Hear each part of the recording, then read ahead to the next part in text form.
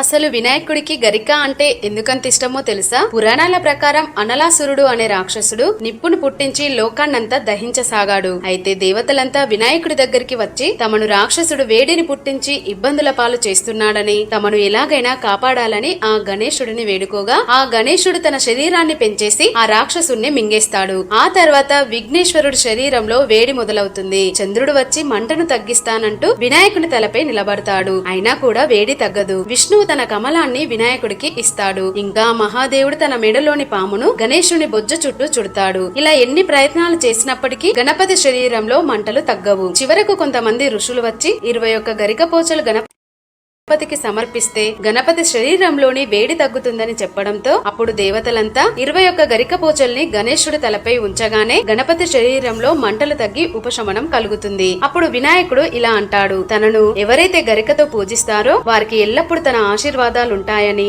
ఏ పనైనా ప్రారంభించేటప్పుడు ఇంకా శుభకార్యాల సమయంలో తనని గరికతో ఆరాధిస్తే వారు చేసే పనుల్లో విఘ్నాలుండవని కూడా గణపతి వరమిస్తాడు. ఈ విషయం మీలో ఎంతమందికి తెలుసో కామెంట్ చేయండి. ఇలాంటి మోర్ వీడియోస్ కోసం ఇప్పుడే మన ఛానల్ ని సబ్స్క్రైబ్ చేసుకోండి.